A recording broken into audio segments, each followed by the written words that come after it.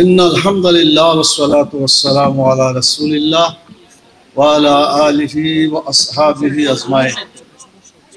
আদর্শ শিক্ষক ফেডারেশন কর্তৃক আয়োজিত আজকের এই সম্মেলনে সম্মানিত সভাপতি, উপস্থিত আছেন বাংলাদেশ জামাত ইসলামী ঢাকা মহানগরী দক্ষিণের সংগ্রামী আমির জনাব নুরুল ইসলাম বুলবুল সহ অন্যান্য নেতৃবৃন্দ, সম্মানিত শিক্ষক ভাই এবং বোনেরা, সাংবাদিক বন্ধুগণ, আসসালামু আলাইকুম ওয়া রাহমাতুল্লাহি ওয়া বারাকাতুহু।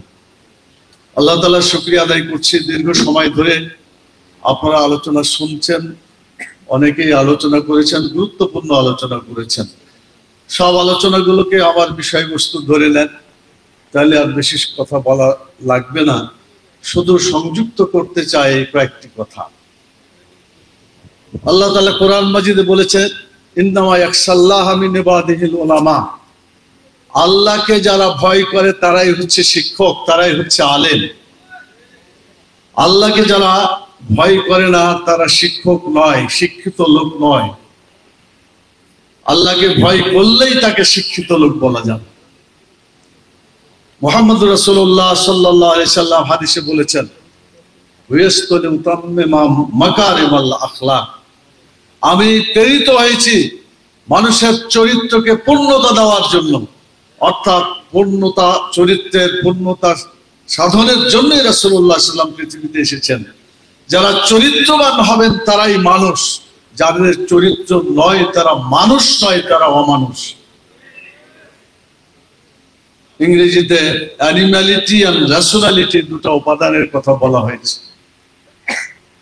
পশুত্ব এবং নৈতিকতা। যাদের মধ্যে নৈতিকতা থাকবে না এরা পশু হবে। শিক্ষার মাধ্যমে জ্ঞান অর্জন করার মধ্যে যারা নৈতিকতা অর্জন করতে পারে না, যাদের চরিত্র ভালো হয় না, তারা লেখাপড়া শিখতে পারে, তারা শিক্ষিত পশু হিসেবে চিত্রিত আছে সমাজে। এই যারা লেখাপড়া করে, সবকিছু তারা জানে এবং শুনে, কিন্তু তারা যখন চরিত্রবান কাজ করে না তখন তারা পশুর চাইতে নিকৃষ্ট কাজ করে। আপনারা বলেন, দেখা মাত্র গুলি করে মানুষকে যে অর্ডারটা দেওয়া হলো, একজন মানুষ আর একজন মানুষকে দেখা মাত্র গুলি করতে হবে, এটা কি কোনো শিক্ষিত লোকের কাজ না, অমানুষের কাজ এটা? তাই তো করে গেছে। অথচ কত ডজন ডিগ্রি তিনি নিয়েছেন আপনাদের মনে আছে? অসংখ্য ডিগ্রি অর্জন করেছেন। শেষ পর্যন্ত মানুষকে হত্যা করার নির্দেশ দিয়ে বাংলাদেশ থেকে পালাতে বাধ্য হয়েছে। এজন্য চরিত্র যদি ভালো না হয় তাহলে পৃথিবীতে তার দ্বারা কোনো ভালো কাজ হতে পারে না। ইংরেজিতে একটা কথা আছে, তুমি যদি টাকা হারিয়ে ফেলো, if money is lost nothing lost, if health is lost something is lost, but the character is lost everything is lost. যদি টাকা চলে যায় এতে তেমন কোনো ক্ষতি হয় না, স্বাস্থ্য যদি হারিয়ে যায় কিছু ক্ষতি হয়, কিন্তু যদি চরিত্র শেষ হয়ে যায় হারাবার আর কিছু তার থাকে না।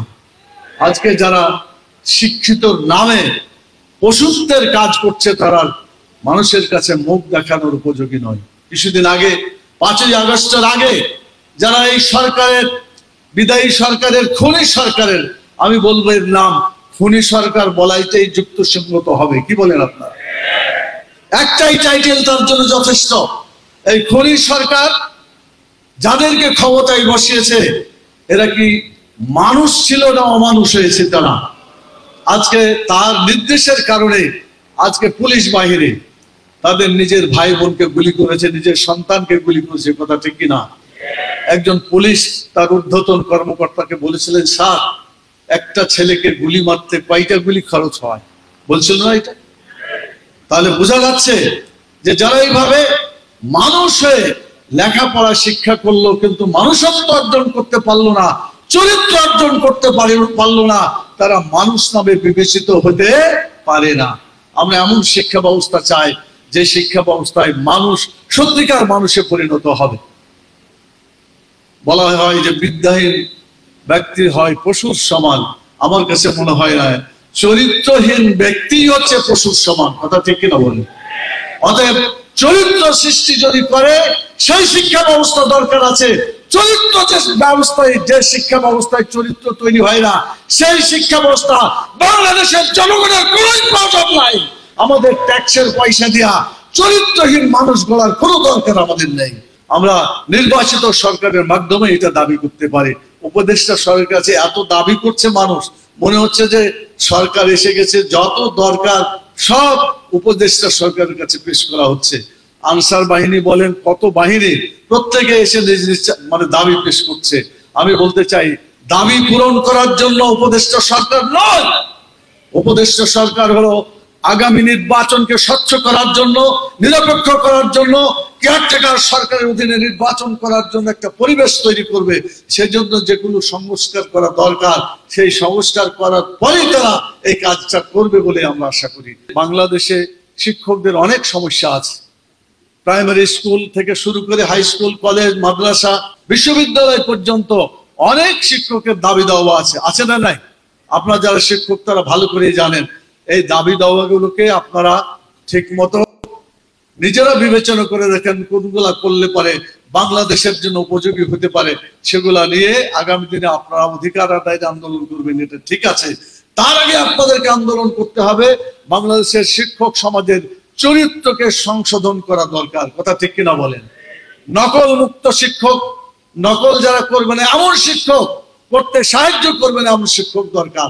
লেখাপড়া শিক্ষা দেবে, যারা চরিত্রবান শিক্ষক হবে তাদেরকে দিয়ে আগামী দিনে জাতি গড়ার কাজ আমাদের করতে হবে।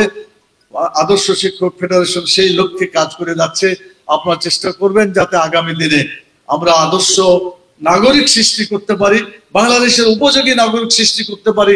শুধু বাংলাদেশের উপযোগী নাগরিক নয়, আমরা দুনিয়াতে থাকবো, থাকার পরে একটা আখিরাতের জগৎ আছে, সেই আখিরাতে আমরা যাতে শান্তি পেতে পারি, সেই শিক্ষা আমাদেরকে ইসলামী শিক্ষা যেমন করতে হবে, ইসলামী চরিত্র গঠন করতে হবে।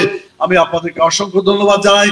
আগামী দিনে আল্লাহ তাআলার দ্বীনকে নিজের ব্যক্তি জীবনে, পরিবার জীবনে, সমাজ জীবনে, রাষ্ট্র জীবনে কায়েম করার জন্য যে সমস্ত ভাইয়েরা আজকে শহীদ হয়েছে, একটা নতুন পরিবেশ আমাদেরকে দিয়েছে ছাত্র ভাইয়েরা, সেই সমস্ত শহীদদের জন্য দোয়া করি।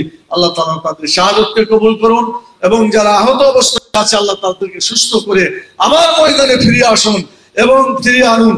এই বাংলাদেশে একটা আদর্শ রাষ্ট্র, আদর্শ শিক্ষা ব্যবস্থা এবং বিশেষ করে দুনিয়া এবং আখিরাতের কল্যাণের জন্য ইসলামী জীবন বিধানকে ব্যক্তি, পরিবার, সমাজ, রাষ্ট্র জীবনে কায়েম করে আমরা যাতে দুনিয়াতেও শান্তি পেতে পারি, আখিরাতেও আমরা যাতে শান্তি পেতে পারি। রব্বানা আতিনা ফিদ দুনিয়া হাসানা ওয়া ফিল আখিরাতি হাসানা। রব্বুল আলামিন, তুমি আমাদেরকে দুনিয়াতেও শান্তি দাও, আখিরাতেও শান্তি দাও এবং জাহান্নামের দাউদার আগুন থেকে বাঁচার তৌফিক দান করো। আল্লাহ তাআলা আমাদেরকে আমাদের এই দোয়া অনুযায়ী কাজ করার যোগ্যতা দান করুন, পরিবেশ দান করুন। আদর্শ শিক্ষক ফেডারেশন সেই কাজে নিয়োগ করবেন আশাবাদ ব্যক্ত করে আজকের এই সম্মেলনে যারা উপস্থিত হয়েছেন সবাইকে আন্তরিক অভিনন্দন জানিয়ে আমি আমার কথা এখানে শেষ করছি। সুবহানাকা আল্লাহুম্মা ওয়া বিহামদিকা আশহাদু আল্লা ইলাহা ইল্লা আনতা আস্তাগফিরুকা ওয়া আতুবু ইলাইকা। আসসালামু আলাইকুম ওয়া রাহমাতুল্লাহি ওয়া বারাকাতুহু।